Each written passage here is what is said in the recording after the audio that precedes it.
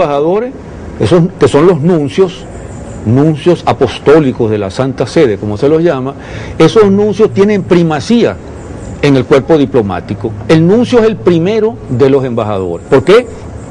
Porque los otros embajadores se supone que son embajadores terrestres o terrícolas, son embajadores de países. El nuncio es el embajador del Papa, que es el representante del Dios en la tierra, es decir, una especie de embajador celestial.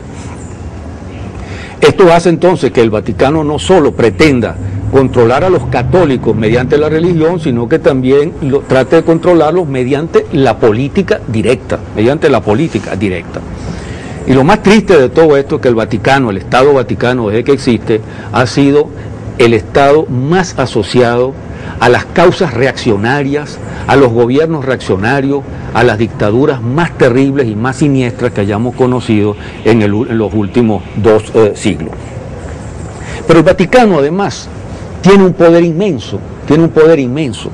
Ese poder inmenso tiene que ver no solo con la riqueza grosera, verdaderamente ostentatoria, que muestra el Vaticano. Quienes han tenido la oportunidad de ir al Vaticano, quienes han podido visitar la Basílica de San Pedro, tienen que recordar con cierta indignación que esa religión se pretende la continuadora o la heredera de un Jesucristo que, tal como es descrito en los propios evangelios cristianos, era un hombre humilde, un carpintero que andaba con pescadores, que andaba con mujeres pobres, que andaba descalzo, y ver esa ostentación de riqueza no deja de ser algo molesto, que ha sido por lo demás una de las fuentes de casi todas las herejías medievales que reclamaban una vuelta a la pobreza y el fin de esa ostentación grosera del Vaticano y en general de la alta jerarquía religiosa.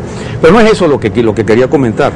Me refiero al poder real, al poder que el Vaticano ejerce sobre la población católica que representa una parte importantísima de la población mundial, y la forma en que puede controlar a esa población por encima de los intereses de los propios estados nacionales, de los cuales son súbditos o de los cuales son ciudadanos esos mismos católicos.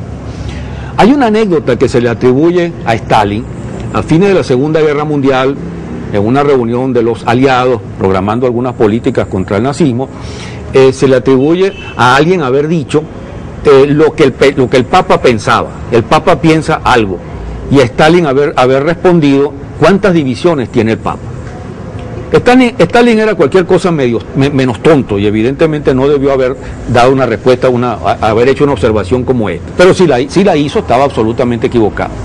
El Papa tiene todas las divisiones del mundo. El Papa es el soberano más poderoso que hay en el mundo occidental.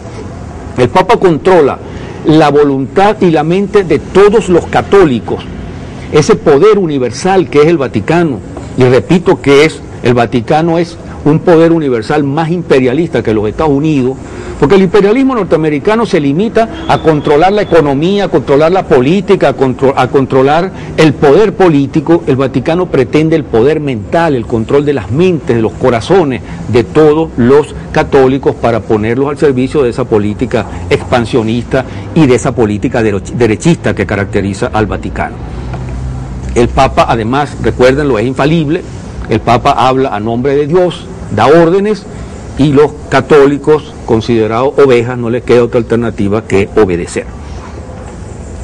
Yo quisiera señalar, para terminar, algunos ejemplos de ese poder terrible que ejerce el Vaticano sobre el pueblo católico. Uno tiene que preguntarse, ¿de quién es la soberanía? La soberanía real. Cuando un Estado democrático consulta a la población y toma una decisión, pero el Vaticano, y con él la Iglesia Católica, exigen que la gente hagan otra cosa. ¿Qué hace entonces el católico? El dilema que se le crea a un católico.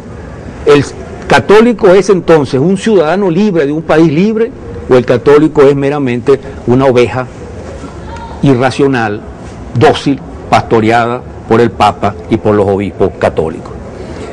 Los ejemplos abundan. La educación laica. Tenemos derecho a una educación laica, donde la Iglesia no se inmiscuya en la educación y la educación sea un problema privado. ¿Tenemos derecho a usar anticonceptivos o no tenemos derecho a usar anticonceptivos para protegernos de la natalidad o de las enfermedades venéreas?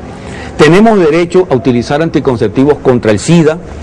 ¿Tenemos derecho a que se aprueben leyes de aborto en algunos casos, tenemos derecho a que quienes quieran casarse con gente del mismo sexo puedan hacerlo con libertad. ¿Tenemos o no tenemos esos derechos?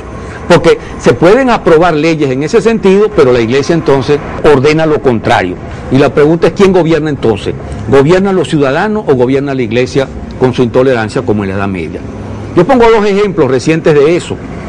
Hace unos años, un revolucionario como Daniel Ortega echó atrás una ley que permitía, nicaragüense, muy vieja, que permitía el aborto en ciertas condiciones para ganarse el apoyo de la Iglesia Católica en su proyecto de recuperar el poder, como lo ha hecho, para hacer una política de izquierda, por supuesto, pero hizo una cosa como esta.